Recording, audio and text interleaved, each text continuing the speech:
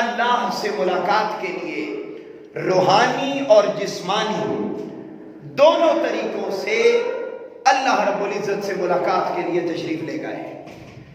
معروف آیت قرآنی 15واں سپارہ ابتدا یہیں سے ہوتی ہے۔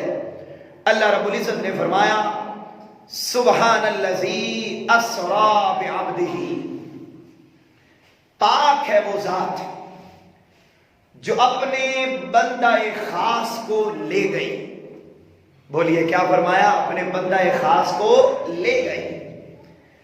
لیلاً، رات کے تھوڑے سے حصے میں، رات کے تھوڑے سے حصے میں کہاں سے کہاں تک لے گئی؟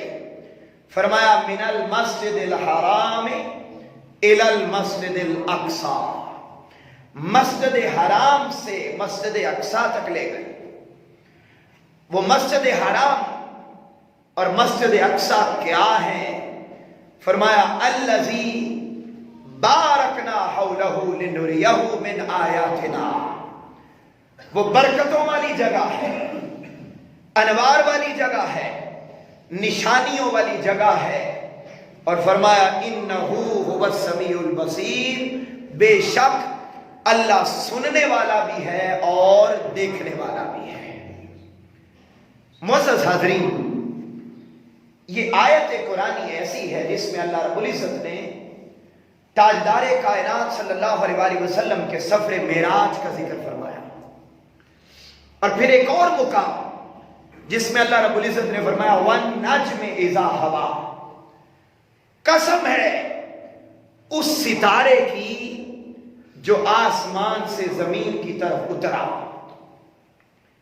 اب اس آیت قرآنی میں یہ جو پہلے میں نے تلاوت کی، اس میں اللہ رب العزت نے آقا علیہ السلام کے سفر معراج پر جانے کا ذکر فرمایا، اور جب یہ فرمایا وَالنَّجْمِ إِذَا هَوَىٰ، پھر تاجدار کائنات صلی اللہ علیہ وسلم کے بارے میں اللہ رب العزت نے وہاں پر اللہ سے ملاقات، سدرۃ المنتہا پر جانا، جنت کے مناظر کو دیکھنا، دوزخ کے مناظر کو دیکھنا، حور عین سے ملاقات، غلمان سے ملاقات، ہر ایک کے احوال، سارے مناظر کو دیکھنے کے بعد جب واپسی ہوئی تو اللہ رب العزت نے فرمایا وَالنَّجْمِ إِذَا هَوَىٰ، اے میرے محبوب محمد مصطفیٰ صلی اللہ علیہ وسلم، آپ کی قسم جب آپ ساری سیر کر کے واپس زمین کی طرف تشریف لے آئے تو اللہ رب العزت نے جانے کا ذکر بھی قرآن میں اور وہاں سے واپس آنے کا ذکر بھی قرآن میں۔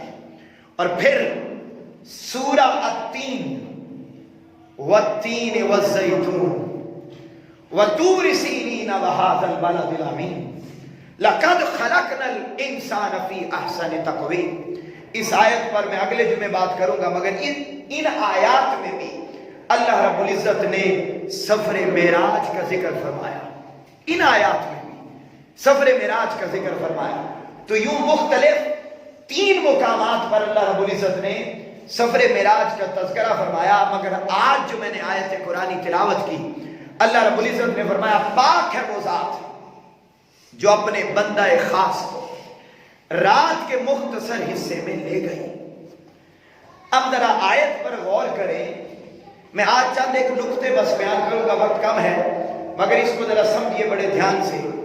اس آیت قرآنی میں اللہ رب العزت نے ذکر فرمایا تاجدار کائنات کے سفر معراج کا، اب ذکر ہے آقا علیہ السلام کا، جبکہ اللہ رب العزت قرآن کی اس آیت کی ابتدا کر رہا ہے اپنے نام سے، سبحان الذی، پاک ہے وہ ذات۔